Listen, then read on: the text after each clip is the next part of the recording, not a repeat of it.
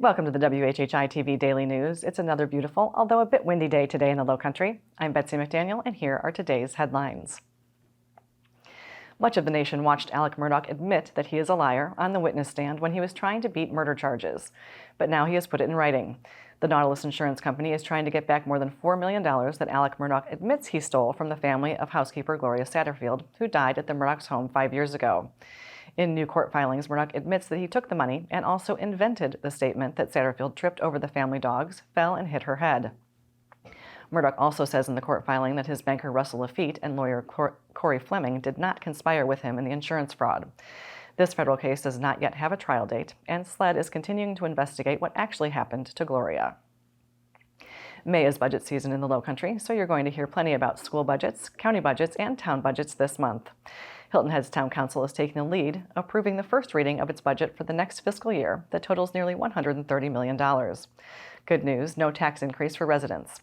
The budget does include sections for the Gullah Geechee communities, a housing fund, capital improvements, a handful of new employees, and raises for current employees. We'll get more details from Mayor Perry a bit later in today's show. And maybe there ought to be a budget item for a parade for Hilton Head High alum Poona Ford, who wants a Super Bowl ring badly enough to turn down more free agent money with other NFL teams to sign a one-year deal with the Buffalo Bills, one of the coming season's favorites to get to the big game. Thus far, he has spent his whole 5-year pro career with the Seattle Seahawks. Beaufort County is hoping that nearly $1 million from a national opioid lawsuit settlement can help turn the tide of opioid abuse in the county that has seen over 300 overdoses and 44 deaths in the last 12 months.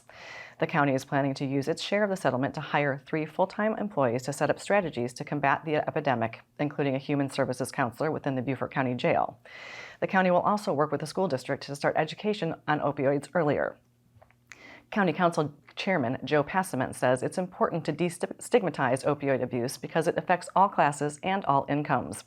The county hopes to take final action on the program next week. The Highway Patrol is still investigating the drowning deaths of 2 senior Hilton Head Islanders when the car they were riding in backed out of a driveway on Beach Lagoon Road in Sea Pines and into an actual lagoon. The driver of the car was able to escape and was uninjured, but 77-year-old Michael Weingarten and 81-year-old Neil Hilson were unable to escape. The car was later recovered from the lagoon. And some great news for our final headline today. Bluffton couple Chris and Denise Bowers have made it out of war-torn Sudan and are back home. They told WTOC about their dramatic escape, sharing that they got a security alert from the school at which they were working, telling them to shelter and not leave. But after a week of hearing gunfire nearby, the school helped them find a way out. Buses took dozens of school employees on a 50-hour ride out of Khartoum. They then spent 5 more hours on a ferry and 14 more hours on planes to get back to Bluffton. They will celebrate their son's wedding this summer, and then it's back on the road to teach, but this time somewhere safer. The media sources on your screen will have more on these and other stories, and we would love for you to like us on Facebook and follow us on Instagram at WHHI-TV. And if you have an idea for a news story, we'd love to hear it, so drop us a line at news@WHHITV.com. And now here's Justin Jarrett with what happened last night in the Loco. Hey, it's time for Last Night in the Loco on WHHI, powered by LowcoSports. The high school playoffs continued last night with baseball, softball, and soccer teams putting their seasons on the line, including at Hilton Head Prep, where the top-seeded Dolphins baseball team opened its postseason run at home against Carolina Academy, and they had a fight on their hands. Peyton Bullock tossed a 3-hitter with 6 strikeouts, and Connor Campbell drove in the winning run with a sacrifice fly in the 6th to give Prep a 2-1 win. The Dolphins host PD Academy on Friday. On the other side of the Skiza 3A bracket, Hilton Head Christian Academy's 7th-inning rally fell just short, a 10-9 loss at Williamsburg Academy. While in Skiza 2A, Patrick Henry won 6-2 to finish off a sweep of St. John's Christian, and Calhoun Academy beat Colleton Prep 12-0 to force a deciding Game 3. Beaufort High baseball opened the Class 3A playoffs with an impressive 4-0 win over Gilbert as Malcolm Webb and Zach Talbert combined on a 5-hit shutout, and Talbert, Mason Connolly, and Hudson Mullen each had 2 hits. Battery Creek dropped its opener in 3A, while Wade Hampton won in 2A, and Whale Branch was blanked on the road in 1A. In Class 4A softball, Colleton County blew out Northwestern 14-0, while May River and Bluffton dropped road games.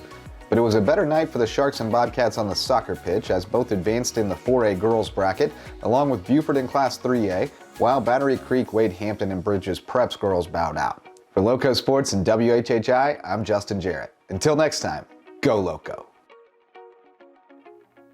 Thanks, Justin. Now I'm going to hand it over to Maria Soden for a look at our weather. Thanks, Betsy. Yep, so taking a look ahead, it does look like we're seeing some nice weather throughout the rest of the week, but then once we get into the weekend, we are going to see some storms roll through the area. We also are going to see a slight increase in temperatures. Taking a look at Thursday, it's going to be sunny throughout the day, with Hilton having a high of 71, a low of 55. Bluffton's going to have a high of 75, a low of 51, and Beaufort's going to have a high of 74 and a low of 52. The sunrise for Thursday is going to be at 6:34, and sunset's going to be at 8:06.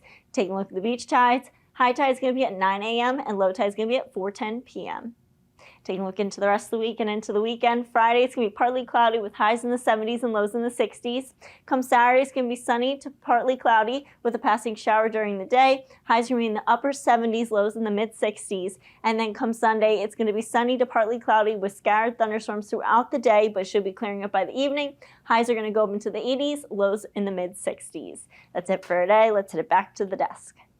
Thanks, Maria. And we'll be back in just a moment with a chat with Mayor Alan Perry. Stay with us.